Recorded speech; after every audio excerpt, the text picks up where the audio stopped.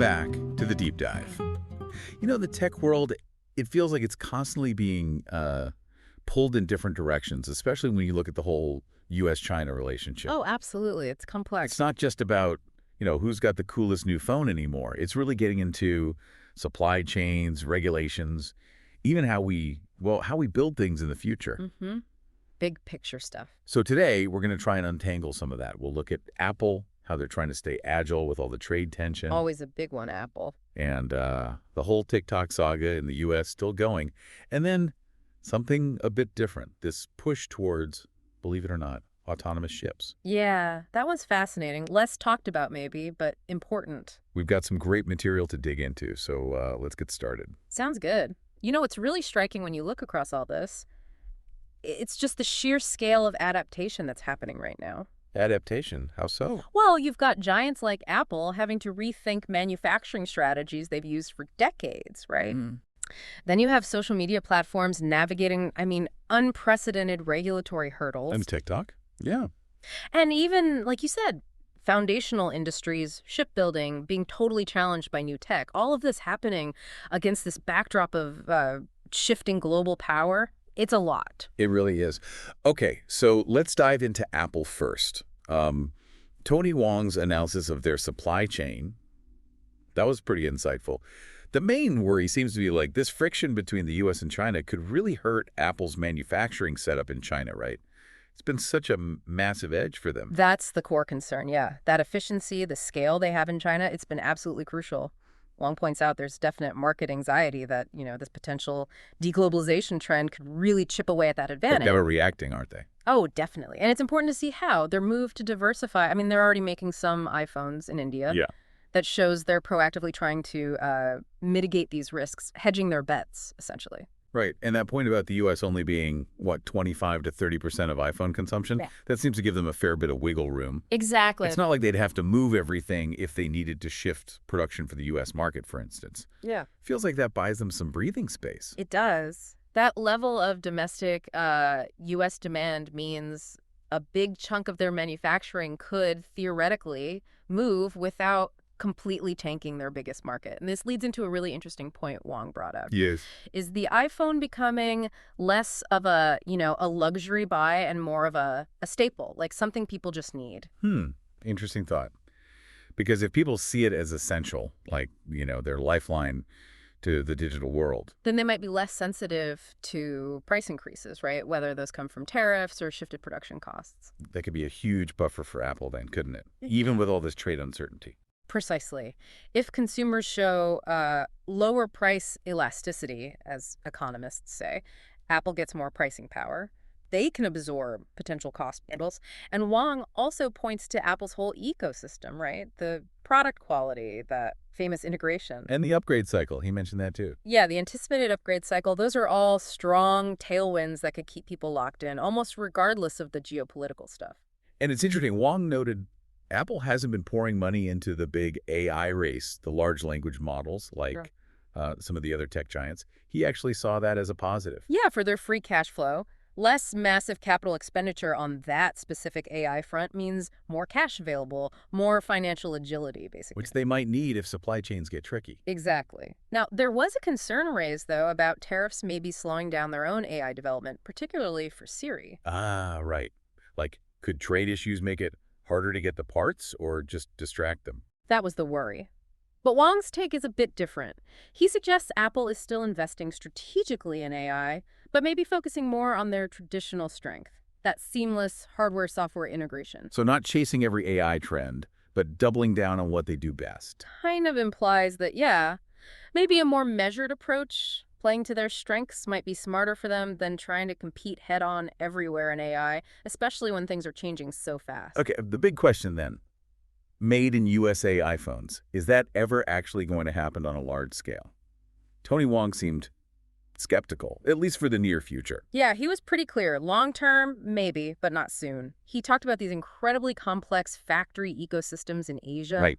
The sheer scale and skill. Huge workforces, highly skilled, able to ramp up or down production almost instantly. That kind of flexibility, that responsiveness, Wong argues it's just really, really hard to replicate quickly somewhere else, like the US. It's not just building a factory, that's a whole network around it. Exactly. It's the whole ecosystem built up over decades. It's a massive barrier to just shifting everything quickly. Now, maybe automation, AI, and manufacturing, that could change things down the line, but it's an evolution, not a flip of a switch. Okay, this next bit from Wong was super interesting.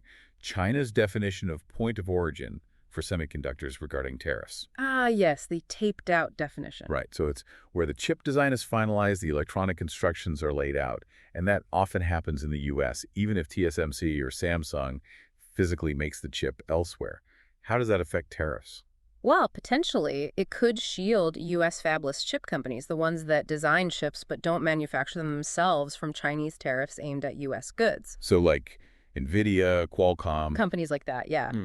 If the core intellectual property, the design, originates in the U.S., they might not be hit as hard by tariffs on the final product coming from, say, Taiwan or South Korea.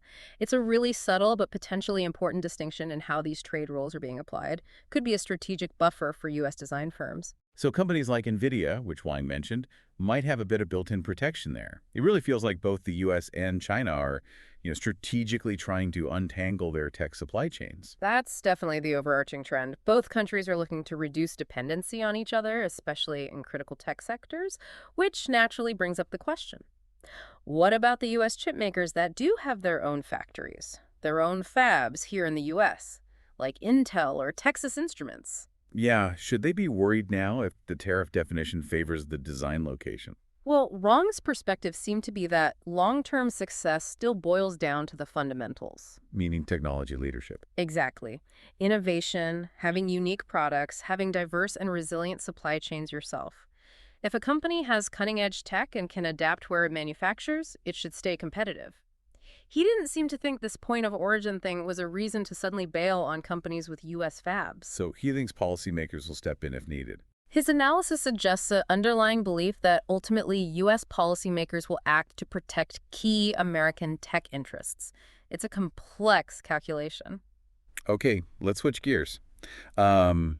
TikTok and ByteDance. The ever-present social media drama meets international politics. Mitchell Green from Lead Edge Capital had some interesting thoughts. It still sounds like nobody really knows what's going to happen with TikTok in the U.S., huh? That's the takeaway, pretty much. The uncertainty level is just high. Green acknowledges the talks are happening, but he was smart not to guess a timeline.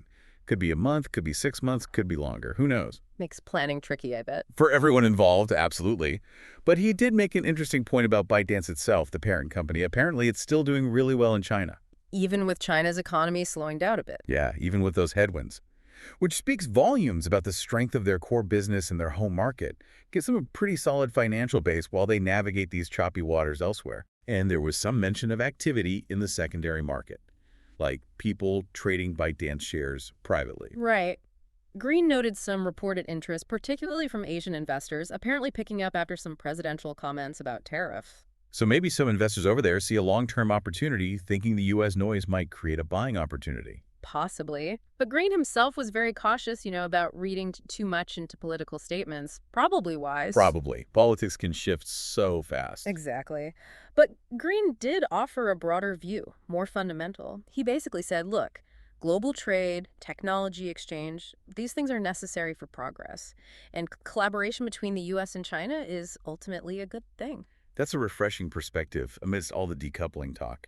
He also pointed out a really fascinating difference in how TikTok is used. Here, it's mostly entertainment, right? Pretty much, yeah. Dance challenges, funny videos. But in China, he said there's a lot of educational content, science, math on TikTok. Apparently so. Which definitely makes you think, doesn't it, about how the platform is viewed, maybe how it should be regulated, when its use is so different culturally. Yeah, totally different societal role, potentially. Green also mentioned a specific reason Lead Edge pulled back a bit on investing more at ByteDance. Something about AI model speed. Yeah, restrictions related to the speed of their AI models. That's getting really specific, isn't it? A technical constraint directly impacting investment decisions. Shows how complex this gets. Wow. So even if you like the company, there are these granular hurdles. Did he say anything about, owning a potential U.S.-only TikTok? He suggested there could be interest, yeah, if the price was right and if it could be properly separated to address the security concerns. He pointed out that a lot of ByteDance is already owned by non-Chinese investors So anyway. maybe a separation is structurally possible. Could be. But ultimately, Green circled back to his investment style in China. He likes to buy when things look bad, be contrarian, but admitted that right now, with all this uncertainty, he's focusing more on the U.S. market. Understandable. Okay, let's pivot hard now. Something totally different. Autonomous ships. Feels like sci-fi. Right. But apparently, it's happening. Bloomberg Technology spoke with the founder of Blue Water Autonomy. And they think the time is right. Now. Why now? Well, the founder's argument is tied to the current administration's focus on boosting shipbuilding. The idea is that autonomous tech lets you build smaller, more versatile ships. Not just giant aircraft carriers or tankers. Exactly. Ships that could potentially be built in more numerous mid-tier shipyards, not just the huge naval ones. It could spread the work around, maybe increase capacity overall. It's a clever angle. Yeah. Using the existing infrastructure differently. Yeah. But ships driving themselves across the ocean, that sounds incredibly hard. What are the big challenges? Oh, huge challenges. The open ocean is brutal, right? Extreme temperatures, saltwater corrosion, and apparently lightning strikes are a real danger. Lightning. Seriously. Yeah, the founder told a story about a workboat getting its entire electronic system fried by lightning. So building autonomous systems that are tough enough, reliable enough to handle all that, it's a massive engineering feat. Wow. Okay. Never thought about lightning zapping robot ships. Huh. But it sounds like there's a real push, maybe even from the government level, for this kind of innovation. Autonomous systems generally. Seems like it, yeah. Air, surface, underwater. They mentioned Endural choosing Ohio for manufacturing, partly for the skilled workforce and aviation history there. Blue Water Autonomy hasn't said where they'll build yet, but they plan to announce later this year. Something to keep an eye on. Did the founders seem optimistic about U.S. manufacturing for this kind of thing? They did, actually. Coming from Amazon Robotics, they had a positive view on the state of advanced manufacturing here, especially for complex systems that mix commercial parts with smart software. That's encouraging, coming from someone with that background. Okay, interesting. So zooming back out, let's talk about the wider impact of all these tariffs and policies on tech. Liza Tobin, she was on Bloomberg, right, pointed out a shift in U.S. tariff policy. Yeah, she highlighted how it's moved from being more sort of global to being very specifically focused on China now. And this constant back and forth, tariffs up, tariffs down, it must create a lot of uncertainty for companies. Massive uncertainty makes it incredibly hard to do long-term planning, right? Where do you invest? Where do you build your supply chain?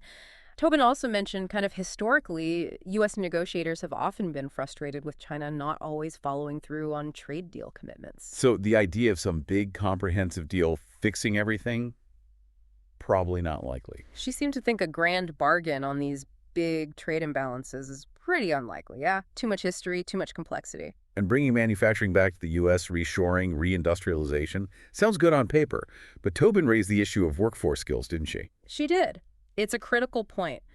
Modern advanced manufacturing isn't the factory work of 50 years ago. It needs people skilled in robotics, software, AI integration. A whole different skill set. Exactly. It's really a knowledge-based industry now, and there are big questions about whether we're training enough people with those specific high-level skills needed for advanced manufacturing. We also saw, didn't we, how that point of origin rule for chips almost immediately affected stock prices. Fabless versus the manufacturers. Yeah, that was a clear example. Fabless companies tended to do better right after that clarification. And CD had some analysis showing that the high-end semiconductor firms often hold up better during downturns anyway. It just shows how these policy details can ripple through the market in, like, unexpected ways. Absolutely. It's all interconnected. And we saw other little news items pop up too, right? Logitech maybe rethinking its 2026 outlook because of tariff worries. Tesla stopping orders for some imported models in China. Jack Ma weighing in on AI. Even San Francisco's mayor trying to boost the tech scene there, despite all this global uncertainty. It's a constant flow of adjustments and reactions. It really is a tangled web, isn't it? You pull one thread with trade policy, and it affects supply chains, investment, R&D, stock prices, everything. It highlights just how incredibly complex navigating the global tech landscape is right now, especially with the geopolitical climate being what it is. Well, this has been another really insightful deep dive. Thanks so much for helping break all this down. My pleasure. It's a fast-moving target, so there's always more to discuss.